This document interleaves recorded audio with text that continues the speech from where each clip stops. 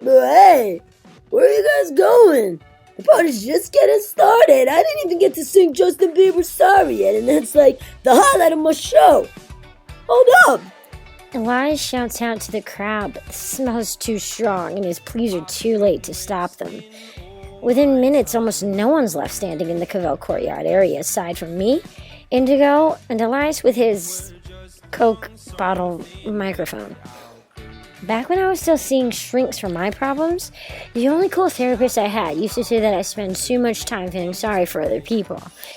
I'd walk down the street on the way to her session, see a homeless man, and then spend the entirety of our appointment talking about how unjust the world had been to a total stranger, instead of focusing on my own problems.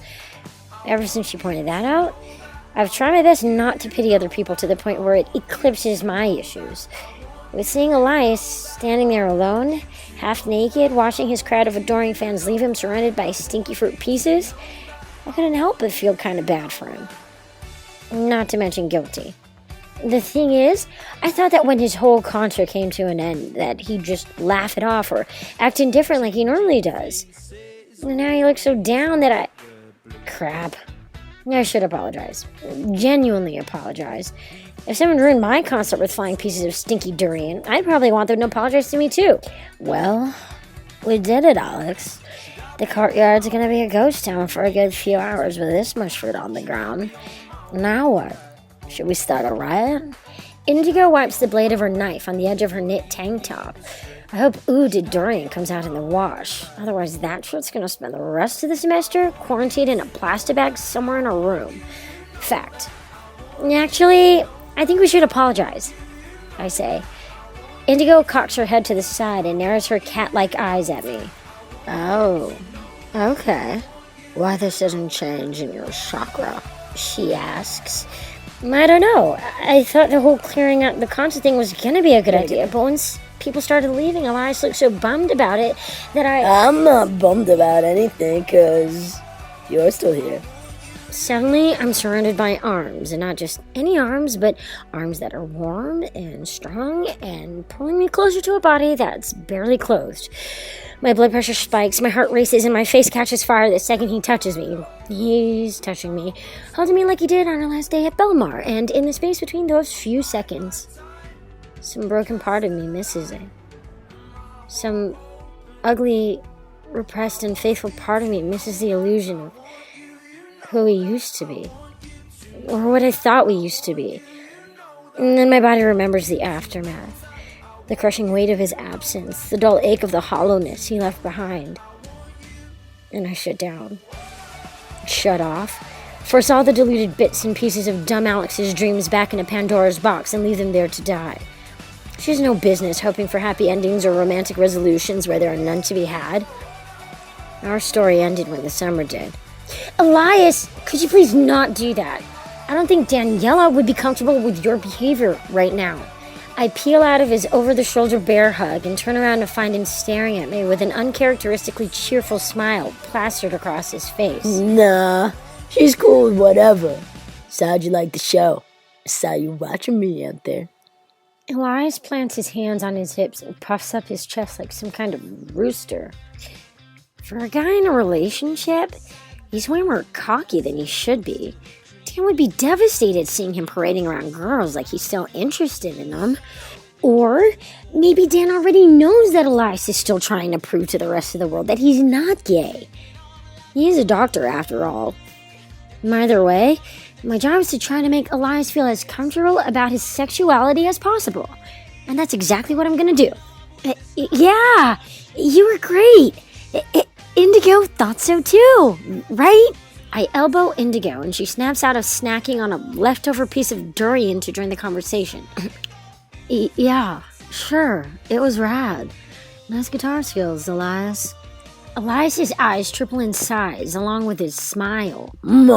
Thanks, Idaho. It's Indigo? That's what I said.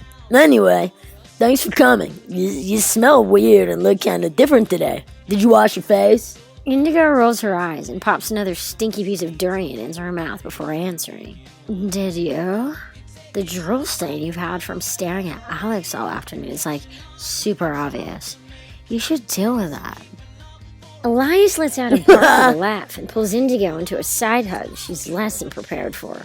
You're blunt. I like you, but I like Alex more. So don't get your hopes up. Just ignore him, Alex.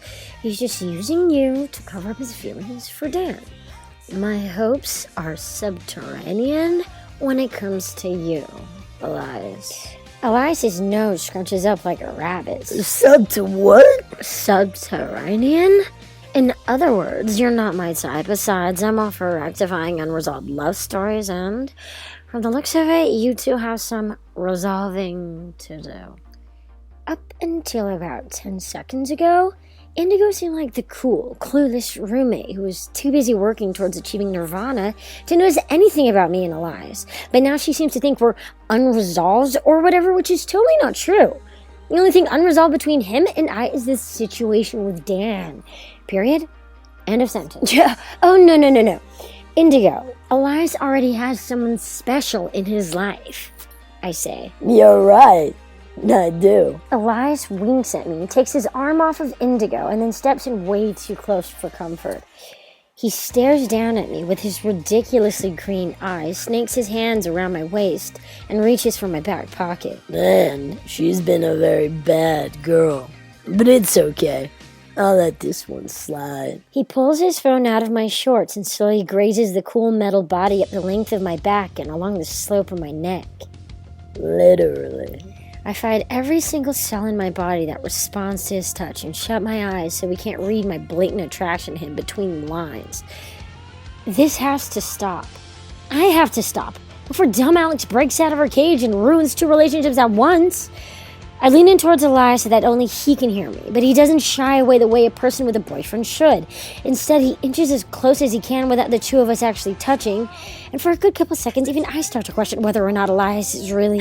No. Positive thinking, Alex. Do you know what you heard? Elias is gay as day. Do not question it. Do not question him. Just stick to the game plan, and everything will be fine. You know... You don't have to pretend to like me anymore, Elias. I know about you and Dan. I whisper. Elias recoils from me, face wider than toothpaste. You do? Yeah. But don't worry, I haven't told anybody. And I won't if you don't want me to. I just think it could be helpful. Maybe Indigo knew too, so you're not alone. Elias's eyes do suicides in his sockets, and it takes him a long while before he finds it in himself to respond. How'd you find out about Dan? I kind of stole your phone and called him earlier. You're quite the little thief, Jersey. I don't hate it, though. You make a hot little cat burglar. Focus on the issue here, Elias.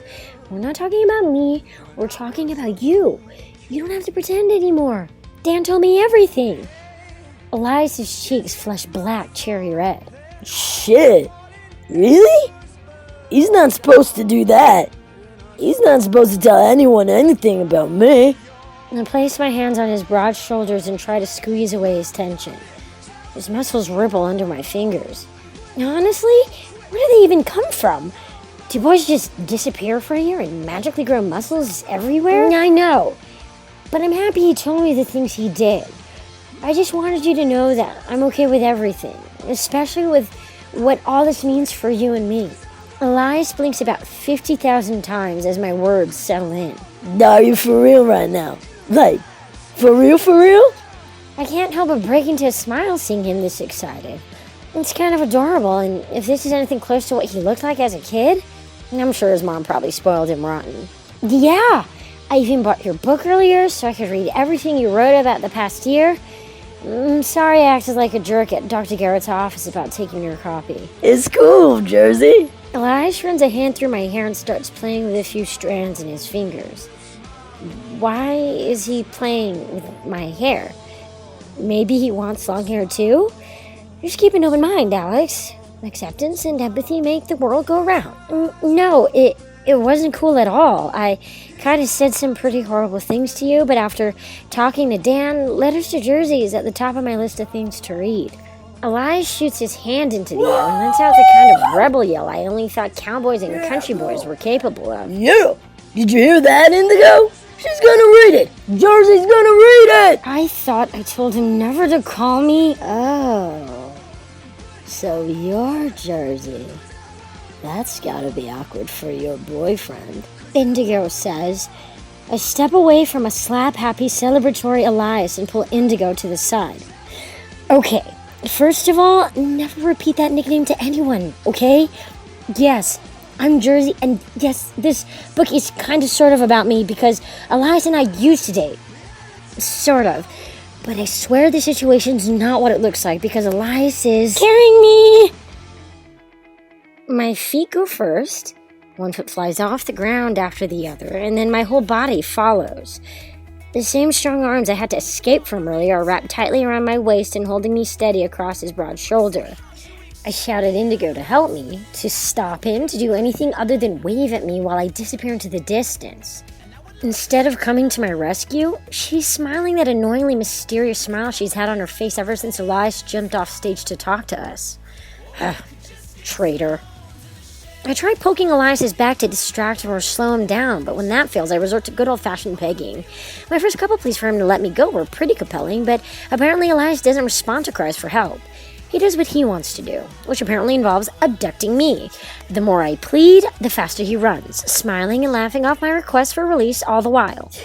Elias Alexander King, if you don't drop me in the next 30 seconds... Give me 35 and I'll put you down where you belong, he says. He kicks open the door of Canyon Point and zooms past a group of bros chilling in the downstairs lobby. 2 out of the 3 boys take one look at us and cheer Elias on while the third is too busy texting to notice what's happening. This isn't what it looks like. We're just friends, I whisper as Elias rounds the corner towards the stairs. Whatever you say, chica, way to go, King! The beefiest of the 3 calls out. What is it with this school and everyone, A, misinterpreting things, and B, fawning over everything Elias does?